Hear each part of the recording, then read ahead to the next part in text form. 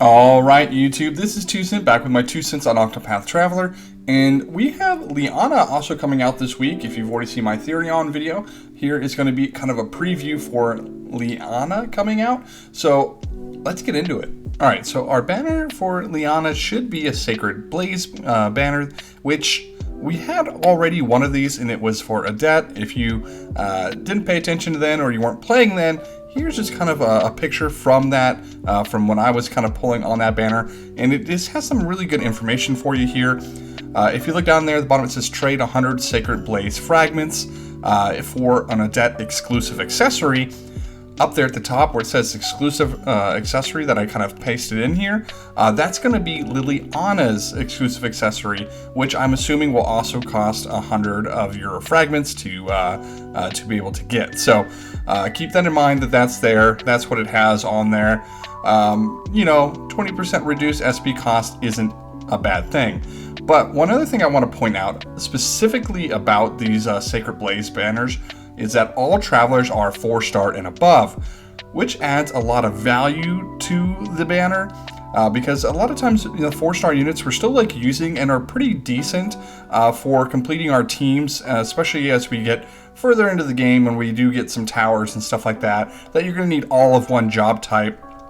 So definitely something that's going to be nice to be able to kind of class up all your 3.5 stars and just pick up the last few 4 stars if you don't already have them. So keep that in mind that that's what this banner is. Also, this is probably going to be the ruby cost.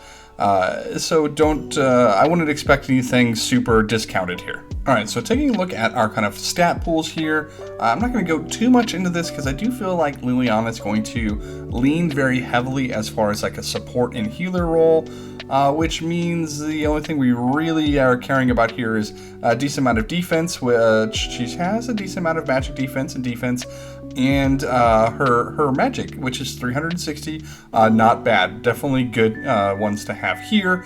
She is going to have some physical attacking with her staff, and so that 256 attack is okay, but it's obviously you're going to be prioritizing your kind of healing and sort of other support piece of her kit that we'll get into in just a moment.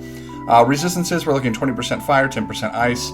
And then this is her Awaken 4 accessory, 40 attack. So if you do need to use that more, you can. 40 magic, that's always going to be a nice boost. 60 more SP. Some of her SP costs are a little high, so that's going to be nice. 15% ice damage up, also great. And then heals casted are 15% stronger. Always great to have on your healing unit. Alright, now we're going to dive right on into the Skittles. And you can see that Lianna's page does not have as many colors, and it's not completely full up like on Therion's it was. So that's not necessarily a bad thing. We're just looking at a different kind of unit here.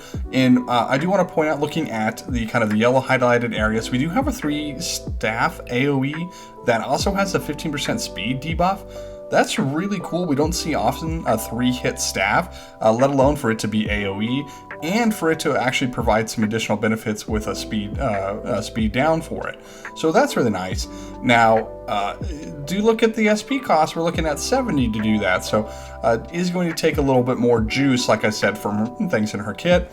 Likewise, she also has a 3 ice AoE. That's another nice one to have, and it also inflicts 15% attack and magic down for 2 turns. So not too bad. This isn't going to be a super nuke, but it's certainly not too bad at 80 power for a 3-hitter, and for it to be AoE. Once again, the catch is that it's 80 SP, so do keep that into account when you're kind of looking at her kit here.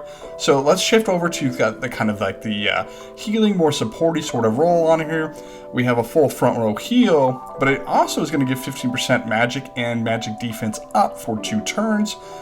Certainly nice, little benefit to have. Kind of help support your mages on the team, or if you're fighting a mage, get that magic defense up. Always going to be really useful for that. We also are going to have our Revive a KO'd ally.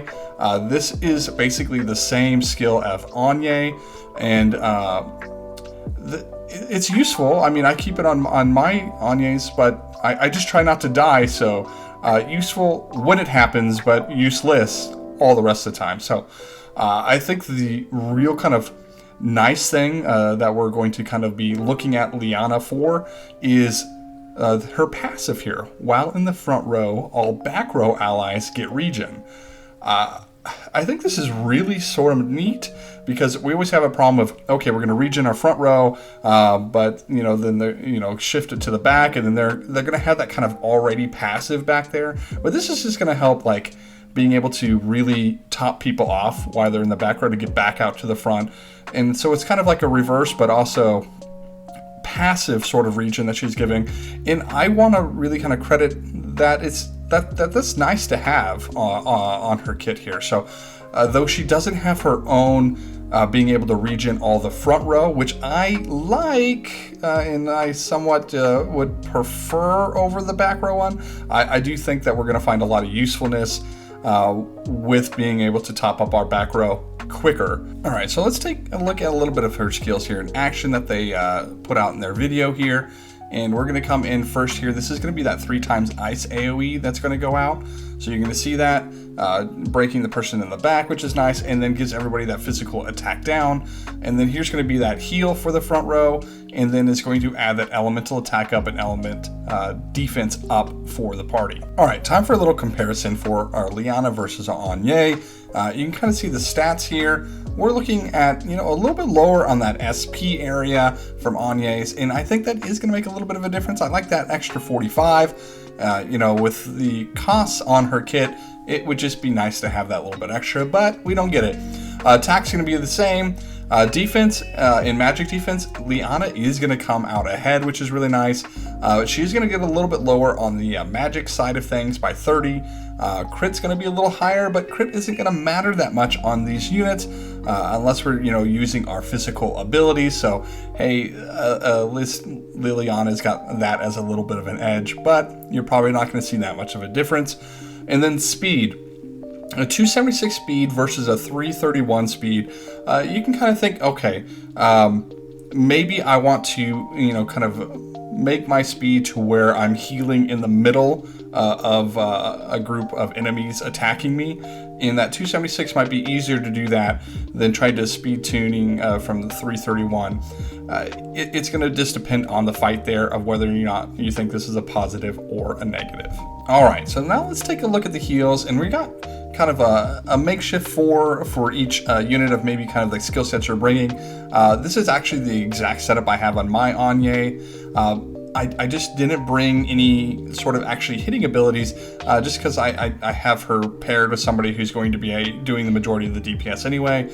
And I'm just going to be bringing her out to actually do the healing should it, I need to do that, or to set up my front row defense. So not trying to defend exactly what this setup, because we do have access to a 2x AoE staff ability for her, and she's going to have a wind ability. But both of those I think are going to really fall short compared to Liliana's sort of damage and shield breaking with the 3x AoE for both the staff and ice. There's no comparison there. Liliana is going to help more in the damage category and the shield breaking category, as long as the enemy's weak to one of those two things. And then on top of that, they're going to be able to give the speed down and the attack and magic down with those abilities as well. Another thing that Agnes isn't going to be able to do with her attacking abilities. So I do really kind of favor this kit over Agnes because of that. If you want a little bit more of an attacker role. Now, the revive's going to be the same for both of them here, so we're not going to worry about that.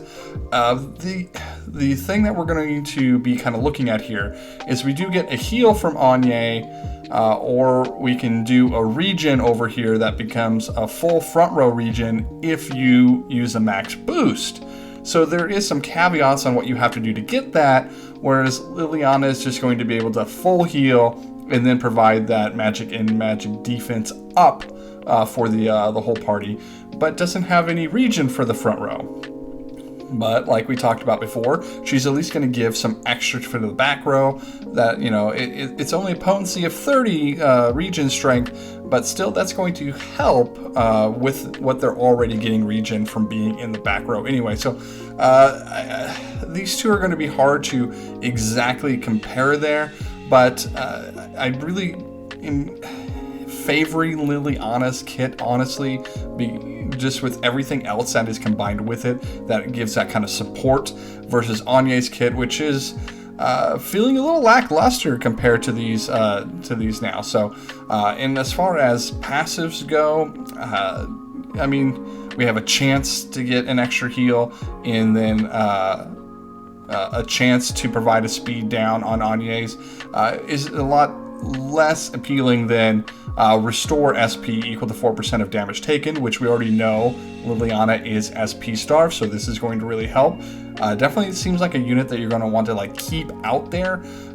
Let her take some hits, get that SP back, and then just continue with either providing debuffs or breaking shields, providing heals, all those good things that we've already talked about for her. So should you pull, that's always going to be one of those things. It's going to be up to the individual. Do I think that she is an improvement over Agnes? I mean, yeah, in a lot of ways, but if you already have Agnes or another strong healer or something like that, and you're waiting for somebody else, that's fine.